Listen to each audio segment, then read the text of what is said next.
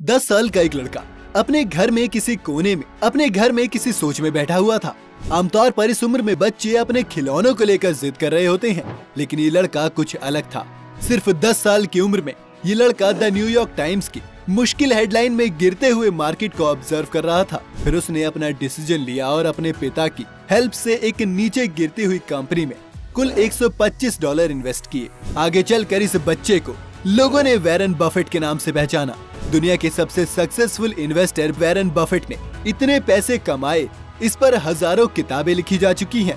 और अगर इन हजारों किताबों को एक लाइन में समेटना हो तो बस ये कहा जा सकता है कि बफेट ने अपनी जिंदगी के 30 सालों तक लगातार इन्वेस्टमेंट किया है। वॉरेन बफेट स्टॉक में तब से इन्वेस्ट कर रहे हैं जब वो बच्चे थे। आपको ये जानकर हैरानी होगी कि उनकी $86.5 बिलियन की नेटवर्थ है, जिसमें से उन्होंने $81.5 बिलियन की नेटवर्थ अपने रिटायरिंग एज मतलब 60 साल के बाद इकट्ठी की है। लेकिन इसी जगह एक दूसरी कहानी भी है दोस्तों। अमेरिका के ही एक होटल में एक आदमी हर रोज आता था। वो एक टेक्नोलॉजी एग्जीक्यूटिव था। ये एक जीनियस था जिसने कई कंपनीज बनाई और बेच दी। उसके पास बहुत पैसे थे, लेकिन उसका अपने पैसे के साथ रिलेशनशिप बहुत ही खराब था। वो हर वक्त अपने साथ नोटों की गड्डियां लेकर घूमता था और हमेशा अपने अमीर होने का शो ऑफ करता था। एक बार तो उसने हद ही कर दी। उसने अपनी नोटों की गड्डियों को पहले गोल्ड कॉइन्स में कन्वर्ट किया और फिर उसे नदी में फेंकने का कंपटीशन करके सारे पैसे नदी में फेंक दिए। अब आप सोच सकते हैं कि उसका ये बिहेवियर कितने समय तक चला होगा। कुछ सालों बाद वो जीनियस बैंकरप्ट हो गया। अब ये दोनों कहानी हम आपको इसलिए बता रहे हैं क्योंकि हमें आज ये समझना जरूरी है कि कैसे वॉरेन बफेट जैसे लोग अपनी छोटी सी शुरुआत से ही इतने अमीर बन जाते हैं और कैसे कुछ लोग सब कुछ होने के बावजूद पैसों की तंगी से जूझते रहते हैं। आज की इस वीडियो में मैं आपको पैसे की उस फिलॉसफी के बारे में बताऊंगा जिसे समझने के बाद आप कितनी ही परेशानी में क्यों ना हो, हर तरह की सिचुएशन से बाहर निकल पाएंगे। इसके लिए बिना स्किप किए इस वीडियो को लास्ट तक जरूर देखना। सबसे पहली बात ये है कि फाइनेंशियल सक्सेस के लिए स्मार्टनेस नहीं, साइकोलॉजी ज्यादा इम्पोर्टेंट है। कहने का मतलब है कि स्टॉक और बैंकिंग सेक्टर की सारी नॉलेज तब बेकार हो जाती है जब आप अपने पैसे के नेचर को समझे बिना खर्च करते हैं। वहीं कम जानकारी वाले लोग पैसे की साइकोलॉजी को समझते हैं, इसलिए वो छोटे से धंधे से भी मोटा पैसा कमाते हैं। इसे एक एग्जांपल से आप ऐसे समझ सकते हैं कि जहां आप नौकरी करते हैं उसके आसपास खाने के मामूली ठेले लगाने वाले अंकल हो सकते हैं कि आपसे ज्यादा पैसा कमा रहे हो, क्योंकि उन्हें अपने पैसे को खर्च करने का नेचर पता है। यानी कि अगर आपको ये पता है कि आपका पैसा असल में कहाँ खर्च करना है तो आप आसानी से सक्सेसफुल हो सकते हैं, जैसे कि बफेट के केस में हुआ था। अभी जो हमने आपको बताया उसी से हमारी दूसरी बात भी बाहर निकल कर आती है, और वो है कि हमें रिच और वेल्दी के बीच का फर्क समझना होगा। अब एक आदमी है जिसके पास बहुत बड़ा बंगला है और शानदार लग्जरी कार है, तो जाहिर सी बात है कि वो रिच है, लेकिन जरूरी नहीं कि वो वेल्दी भी हो। वेल्थ वो इनकम है जो इंसान खर्च नहीं करता।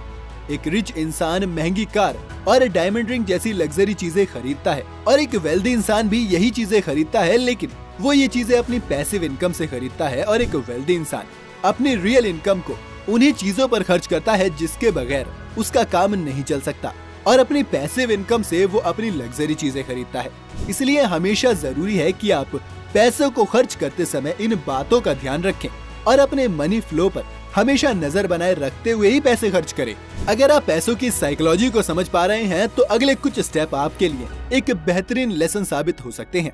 हम सभी के पास कुछ न कुछ इनकम हमेशा होती है।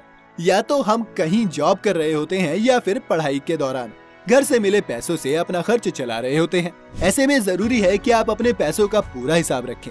आप किन चीजों पर अपने पैसे खर्च करते हैं और वो चीजें आपके लिए कितनी जरूरी है, इन बातों को नोट करके रखें और पैसों को लेकर अपने बिहेवियर को सुधारने की कोशिश करते रहें। इसके लिए सबसे जरूरी है कि हर महीने आप अपना बजट तैयार करें और उसे अच्छे से फॉलो करें। एक बार जब आप अपने बजट को समझ जाएंगे तब आप बचत भी कर पाएंगे। अब इस बचत से जुड़ा है अगला इम्पोर्टेंट स्टेप कि आप अपनी बचत को सही जगह इन्वेस्ट करें।